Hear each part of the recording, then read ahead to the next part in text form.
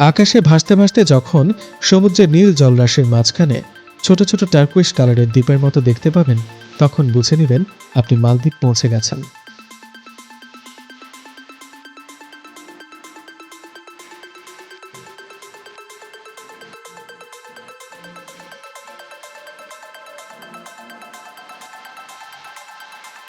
মালদ্বীপের একমাত্র বিমানবন্দর ভ্যালেনা ইন্টারন্যাশনাল এয়ারপোর্ট। পুরো এয়ারপোর্টটি মূলত একটি দ্বীপ। এখান থেকে মালের শহর এবং হুলহুমালের শহর ব্রিজ দ্বারা কানেক্টেড। এর বাইরে মালদ্বীপের যত দ্বীপ আছে সেগুলোতে যেতে হলে সমুদ্র পথ ছাড়া কোনো উপায় নেই। তবে বিলাসবহুল প্রাইভেট আইল্যান্ডগুলোতে যাওয়ার জন্য এই এয়ারপোর্টে রয়েছে সি প্লেন এর আরেকটি টার্মিনাল। এসব সি প্লেনে ভ্রমণ অনেক অনেক বেশি ব্যয়বহুল। মূলত যারা মালদ্বীপে একদিনে লাখ টাকার উপর খরচ করে রিসোর্টে থাকেন, তাদের জন্য এসব প্লেনের ব্যবস্থা করে সেসব বিলাসবহুল রিসোর্টগুলো।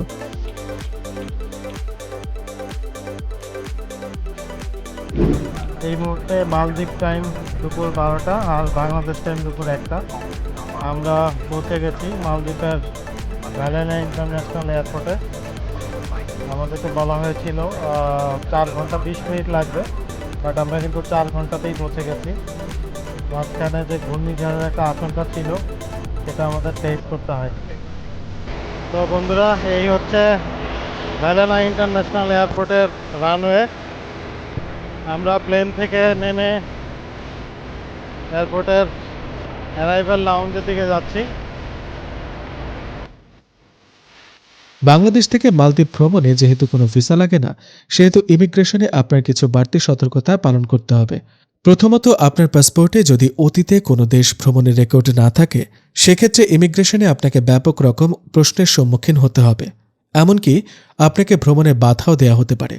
তাই অতীতে কোনো দেশ ভ্রমণ না করে থাকলে ভ্রমণের প্রথম দেশ হিসেবে মালদ্বীপকে চুজ করা বেটার অপশন হবে না। দ্বিতীয়ত, আপনার সাথে রিটার্ন টিকিটের কপি, হোটেল বুকিং, অফিসের এনওসি সাথে রাখবেন।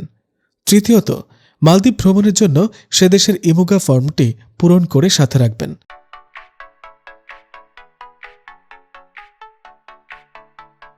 সো আমরা পৌঁছে গেছি। অলরেডি আমরা আমাদের ব্যাগেজ কালেক্ট করে ফেলেছি। এখন আমরা এখান থেকে বের হব। অবশ্যই আমরা খুঁজে নিব আমাদের এখানকার লোকাল এজেন্ট যারা রয়েছেন, তারা নিশ্চয়ই বাইরে অপেক্ষা করছেন আমাদের জন্য। আমাদের গ্রুপে এই মুহূর্তে মেম্বার রয়েছেন 23 জন।